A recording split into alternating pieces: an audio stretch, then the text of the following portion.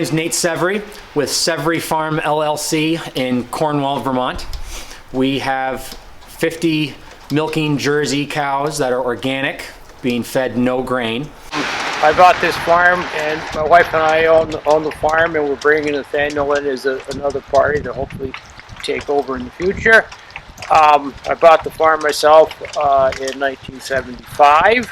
I went to school in Maine for soil science, and I met my wife in college, and we got married, and now we have 2 kids, Caleb and Rachel Ann.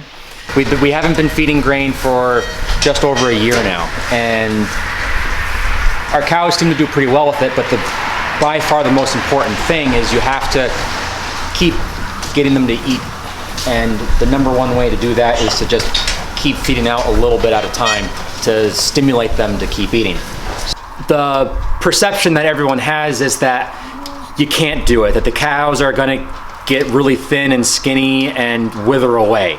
I think we pretty well proved that that's not true if you manage them correctly. As in any market, you've got to remember that the consumer is number one, and our consumer wants to know that our animals are out there in the fresh air and in the sunshine, not too much sunshine, but a little bit anyway, and that we're taking care of them in this more kind of a natural environment.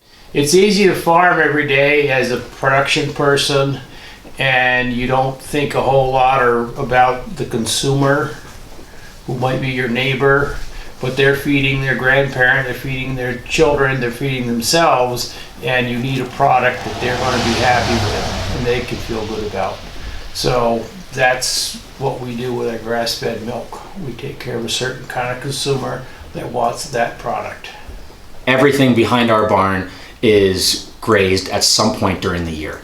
So when we have a rotational grazing in the early spring, you'll have fields that you graze, and you'll have some fields that you take a first hay cutting on because it's growing too fast and it becomes over mature, and if you put your cows on that field, then their production will go way down. So you take a hay cutting off some fields and then graze others, and then as the year goes on, those hay fields get incorporated into the rotational grazing pastures. When she eats feed in a rotated paddock, she's doing the mowing, she's doing the raking, she's doing the chopping, she's spreading her own manure, and that's one thing that makes the economics of this size farm work. Calves that were born the middle of April, first of May, and what we've been doing for the past couple years is we raise them for the first couple weeks or a little bit more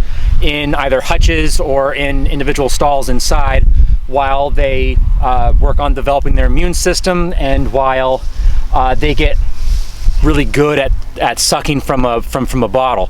And then once we feel like they are nice and strong and really healthy, we put them together in groups, and we use our nipple bucket to feed them all. We train our calves to lead on halters, and then we train them to that sheep fencing, and then they're outside all on their own. So a little bit less than half of our milk goes to Champlain Valley Creamery. It's our artisanal cheese maker, where he makes different types of fresh cheeses. He makes a really great cream cheese, especially a maple cream cheese. When you go to the local store or co-op and you see a product that is made entirely with your milk, it's an extremely rewarding feeling to see that and know that your product is being consumed by your friends and neighbors in your local community.